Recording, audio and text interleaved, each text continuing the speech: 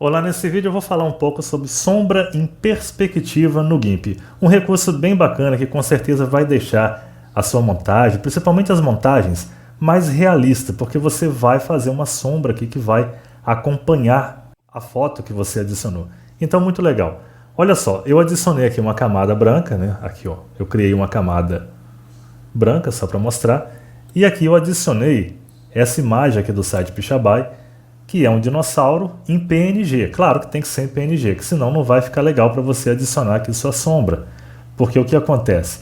Se for uma imagem JPG, toda essa parte aqui, ó, desse quadrado, vai estar preenchida. Então a sombra vai acompanhar a imagem do quadrado aqui da foto e não a imagem que está aqui dentro. Bom, eu vou dar aqui um Ctrl Z para poder apagar a sombra para a gente começar a fazer aqui. Olha só. Eu vou aqui, para poder adicionar a sombra em perspectiva, eu vou aqui em Filtros, vamos aqui em Sombra e Luz, e aqui nós temos algumas opções, entre elas aqui, ó, Perspectiva. Eu vou clicar. Vai aparecer essa janela aqui para a gente configurar. Veja só, é muito importante aqui o ângulo da sua sombra.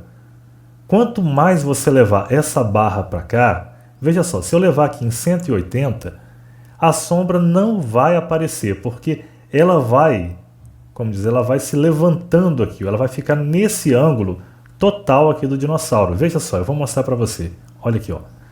Não aconteceu nada, porque 180 graus não vai aparecer a sombra aqui.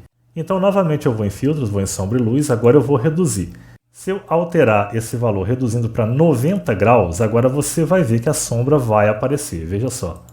Veja só, a sombra ficou bem aqui, em pé aqui, acompanhando o dinossauro, como se ele estivesse perto de uma parede e um foco de luz focalizando ele reto aqui, ó, nesse ângulo de 90 graus. E nós vamos adicionar, vamos diminuir aqui o ângulo da sombra. Ó. Eu vou em perspectiva novamente. Agora eu vou colocar para um ângulo de 45 graus. É como se a iluminação agora estivesse em outra posição aqui, ó, fazendo esse sombreamento. Então, quando você está fazendo a sua montagem, você tem que acompanhar como é que está a iluminação. Por exemplo, você adicionou uma foto. Eu até vou mostrar no próximo vídeo sobre isso. Uma foto que já tem aí outros objetos que mostram uma sombra. Então você pode utilizar esse ângulo para poder acompanhar a sombra dos outros objetos aqui na sua montagem. À medida que você for diminuindo o ângulo da sombra, por exemplo, eu vou colocar 21 graus agora, você vai vendo que ela vai, ó, ficando mais para o chão. Veja. Agora, outra coisa importante aqui, ó. Distância relativa do horizonte. O que vem a ser isso? Isso aqui é o afunilamento da sombra. Ou seja, a sombra ela vai estar mais grossa na base e depois ela vai se afunilando.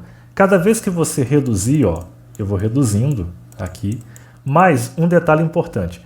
Ela tem que ser pelo menos um ponto, um décimo aqui maior do que o comprimento relativo da sombra. Senão não vai aparecer. Veja só, eu vou igualar aqui para você ver, ó. Colocando esse aqui igual a esse, tá vendo? Olha agora. Vai ser a mesma coisa que nada, como não tivesse sido aplicado sombra. Então, você precisa deixar sempre aqui, ó, distância relativa da sombra, pelo menos um ponto acima aqui, ó. 0,1 pelo menos acima do que estiver aqui embaixo, tá bom? Olha só agora, apenas um ponto, ó. Veja agora como é que ficou a sombra. Ela aparece aqui um pouco na base aqui mais larga e ela vai se afunilando. Por isso que é relativa ao horizonte, como você visualiza o horizonte, né? Ela vai ficando mais estreita no horizonte.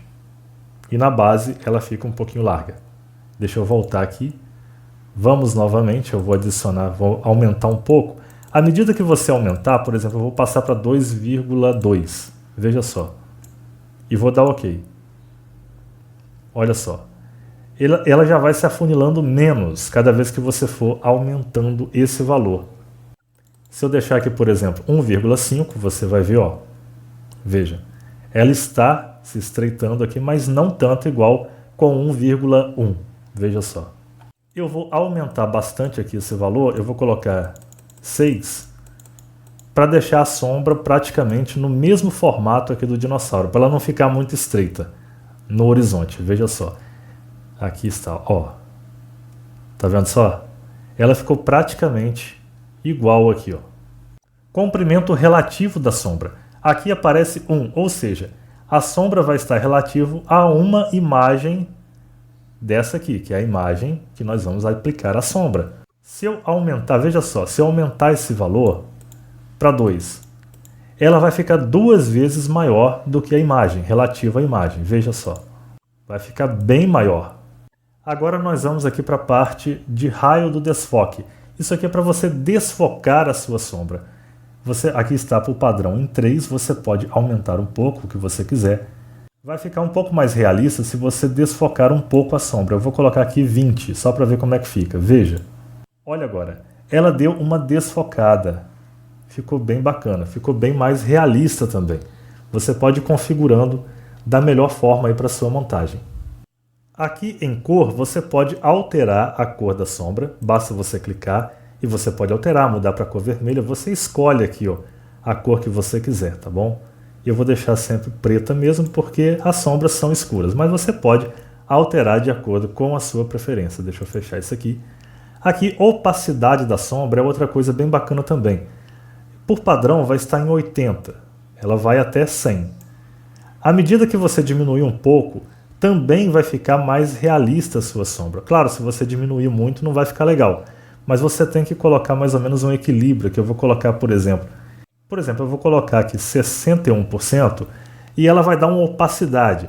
No caso, quando você adiciona uma outra imagem de fundo, é bem bacana você colocar a opacidade para poder ficar legal, você reduzir um pouquinho a opacidade aqui. Veja só agora. Ela deu uma opacidade aqui na sombra. Claro, você pode aumentar um pouquinho mais a opacidade para poder ficar mais forte. Eu até exagerei um pouco. Vamos voltar nessa parte. Aqui nós temos alguns tipos também. Interpolação bilinear. Isso aqui quando eu altero, ó, nenhum bilinear cúbica. Eu alterei aqui, não teve praticamente diferença nenhuma. Tá? Por isso eu sempre deixo bilinear. Então nós vamos encerrar essa aula aqui sobre sombra em perspectiva no GIMP. No próximo vídeo sobre GIMP eu vou continuar falando sobre sombras em perspectiva. Só que agora nós vamos adicionar esse dinossauro numa foto aqui de fundo. E nós vamos acompanhar a sombra que já tiver na foto lá para poder a gente fazer uma montagem mais realista possível, tá bom? Então espero que você tenha gostado desse vídeo. Espero também que você deixe aí sua inscrição, seu comentário e seu like, porque incentiva demais para a gente continuar, tá bom? Muito obrigado, até o próximo.